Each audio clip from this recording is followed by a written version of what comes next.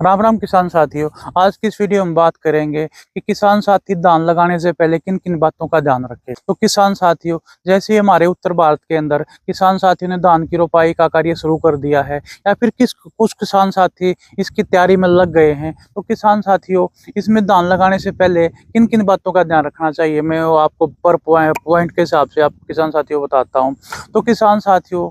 सबसे पहले है हमारे हमने नर्सरी को उखाड़ना है और फिर उसको लगाना है। तो किसान साथियों, जब भी हम अपनी नर्सरी को उखड़वाएं, तो किसान साथियों, जो भी नर्सरी हमने किसी क्यारे में या किसी पट्टे में बिजाई की है, तो किसान साथियों से सबसे पहले उसके अंदर पानी लगाएं और पानी लगाने के बाद ही हम अपनी नर्सरी को उखड़वाएं। इससे क्या रहेगा कि जब भी हम अपनी नर्सरी के अंदर पानी लगा कर उसको उखड़वाएंगे, तो जो हमारी जो पौधे की जो अपनी जो है उसकी पूरी रूट है जो नीचे तक आएंगी, और उससे क्या रहेगा कि जब भी हम उसको नेक्स्ट खेत के अंदर ट्रांसप्लांट करेंगे, जो हमारे पौधे हैं वो मिस नहीं होंगे, और जितने भी हमने पौधे लगाए हैं वो सारे के सारे हमारे खेत के अंदर जो नेक्स्ट खेत है उसके अंदर सारे के सारे पौधे हमारे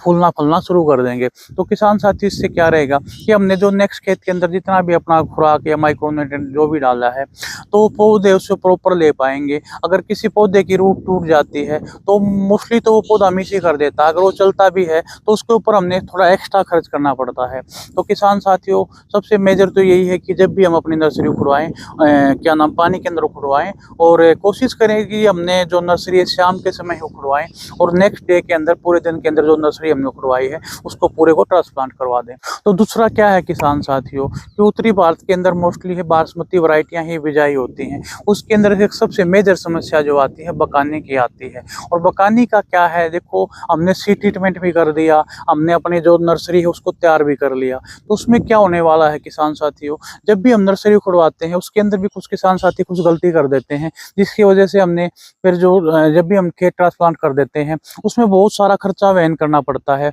और उसके बाद भी हमारा जो है प्रोडक्शन बहुत कम आता है। तो उसमें किसान साथियों, जैसे मैंने आपको बताया है कि हमने जब भी अपनी नर्सरी उखड़वानी है कि पानी के क्यारी के अंदर पानी भरने के बाद ही नर्सरी उखड़वानी है। और दूसरा क्या है कि हमने जैसे नर्सरी कोशिश करके वो करो कि शाम के समय अपनी जो नर्सरी है जो पौध है उसको उखड़वाओ और दिन में उसको ट्रांसप्लांट कर दो। तो हमने क्या करना है, जितनी भी अपनी बासमती की वैरायटियां हैं उसमें चाहे अपनी 1401 है, चाहे अपनी 1121 है, चाहे 1718 है, चाहे 1885 है, चाहे अपनी 1509 और चाहे 1692 है, जितनी भी हैं सारी की सारी बासमती की वैरायटियां हैं। इसमें क्या करना है, हमने जैसे नर्सरी शाम के समय उखड़वा दी, अपने जो नर्सरी उसके पास में ही अपने जो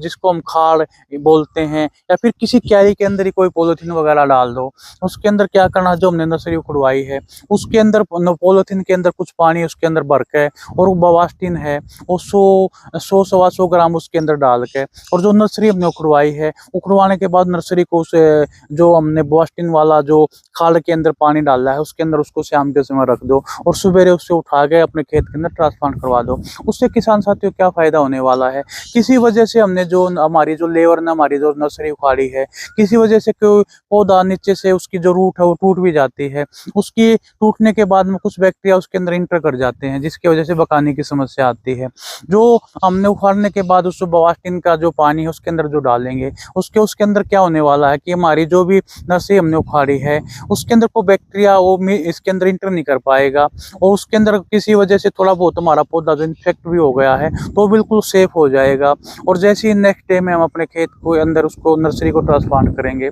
उससे क्या है कि तो हमारा कोई भी पौधा मिस नहीं होगा। और जो सबसे अंदर जो बासमती वैरायटी के अंदर जो सबसे मेजर समस्या आती है बकाना, उसमें काफ़ी हद तक